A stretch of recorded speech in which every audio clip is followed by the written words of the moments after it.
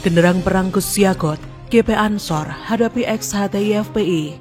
Ditulis oleh G. Wicaksono dari laman siwar.com. Kalau ada yang mengganggu biaya kita, kalau ada yang single biaya kita, mereka jual, kita borong habis.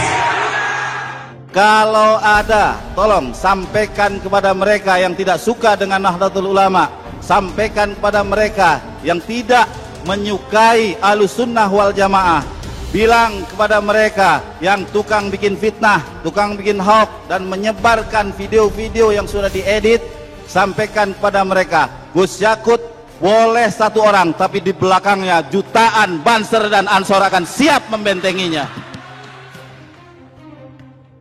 NU dengan badan otonomnya GP Ansor selama ini merupakan garda terdepan dalam menghadapi berbagai aksi intoleran radikal yang dilakukan ormas garis keras seperti HTI dan FPI. Rekam jejak GP Ansor dengan ujung tombaknya Banser alias Barisan Ansor Serbaguna amat terang benderang bagaimana kiprah mereka sebagai penjaga setia NKRI dan Pancasila dari rongrongan ideologi radikal HTI dan FPI.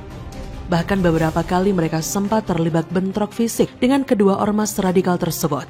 Pada April 2017 di Makassar, terjadilah bentrok antara Banser GP Ansor dengan HTI. Kejadian bermula di saat ormas radikal pengusung ideologi khilafah itu berencana melakukan tablik akbar di lapangan Karibosi dan Menara Bosowa Makassar. Rencana HTI tersebut mendapat penolakan dari berbagai ormas di sana, tapi kelompok HTI yang dipimpin Panglima Laskar FPI Sulawesi Selatan, Abdur Rahman, tetap memaksakan diri menyelenggarakan tablik akbar.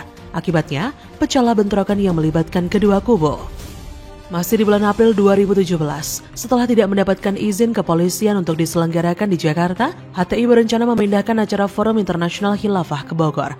Tapi rencana ini ditentang keras oleh NU dan GP Ansor. Di Jawa Timur, GP Ansor sempat menghadang aksi konvoi HTI yang menggelar kirap Panji Rasulullah di perbatasan Trenggalek Tulungagung. Dan tentunya masih banyak catatan aksi-aksi GP Ansor Banser yang berupaya mempertahankan NKRI dari serangan-serangan ormas radikal. Sejak dahulu NU dengan GP Ansor Banser memang selalu menjadi penjaga terdepan NKRI. Pada tahun 60-an mereka berjibaku menyelamatkan NKRI dari rongrongan kelompok ekstrim kiri PKI komunis. Dan kini mereka tetap harus bekerja keras dengan adanya gempuran ideologi kelompok ekstrim kanan HTI FPI. Dengan menumpang kemajuan teknologi informasi, gempuran kelompok ekstrim kanan ini terasa lebih cepat, berat, dan masif. Saat membuka konferensi besar Konbes 25 di Kalimantan Selatan baru-baru ini, Ketua Umum GP Ansor yang juga merupakan Menteri Agama, Yakut Khalil Kaumas, meminta GP Ansor untuk menghadapi segala ancaman kebinekaan. Banser akan turun tangan pertama kali yang akan di depan, gebuk gerakan ini. Kalau memang kita sudah nilai bahwa ini akan menjadi cita-cita khilafah itu, akan mewujudkan cita-cita khilafah. Sumber kebaikan sosial bagi sesama. Semua lapisan masyarakat perlu bekerja sama, menyatukan visi dan tindakan, menyalurkan harapan dan semangat cinta kasih kepada sesama anak bangsa. Salah satu ancaman terberat berasal dari ormas-ormas yang mengatasnamakan agama karena mereka sangat lihai memainkan sentimen agama demi kepentingan diri dan kelompoknya. Untuk mengelabui masyarakat awam, mereka selalu bersembunyi di balik topeng dan jargon agama seperti dakwah atau tarbiyah misalnya.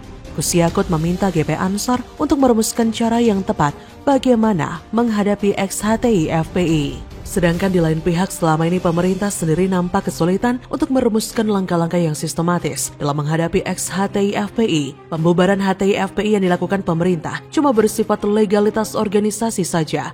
Pembubaran ini tidak serta-merta menghilangkan aksi intoleran radikal dari ex kedua ormas terlarang itu. Karena faktanya, tokoh dan ideologi mereka masih tetap saja eksis. Tokoh-tokoh itu masih bebas beraksi dan menyuarakan narasi mereka dengan berbagai nama ormas atau forum seperti PA212, Forum Ulama, dan Habaib atau nama-nama lain seenak udel mereka. Istilahnya, baju berganti tapi orangnya tetap sama, tetap bau lusuh dan degil pula. Sikap gamang pemerintah nampaknya dipengaruhi oleh kredo demokrasi yang menjunjung tinggi kebebasan berpendapat. Karena terlalu khawatir dengan tudingan anti-demokrasi, respon pemerintah terlihat tidak tegas terhadap berbagai aksi ex-HTI FPI. Dampaknya, meskipun secara organisasi telah dibubarkan, tapi ex-pengurus anggota kedua ormas terlarang ini masih leluasa untuk menyebarkan paham radikal. Terlebih di dunia maya, narasi HTI FPI terdengar begitu nyaring. Dengan kata lain, badan HTI FPI memang telah mati. namun roh kedua ormas radikal ini masih tetap bebas bergentayangan menaburkan kejahatan yang mengancam ideologi Pancasila dan keberlangsungan NKRI. Untuk menghadapi ancaman radikalisme terutama dari ex-HTI FPI, tak ada jalan lain bagi pemerintah kecuali harus meningkatkan sinergitas dengan NU GP Ansor. Tak ada yang perlu diragukan dalam rekam jejak ormas keagamaan terbesar di Indonesia itu dalam mempertahankan Pancasila dan NKRI. Kerjasama ini perlu dilakukan untuk membendung narasi radikalisme terutama yang berkembang di dunia maya.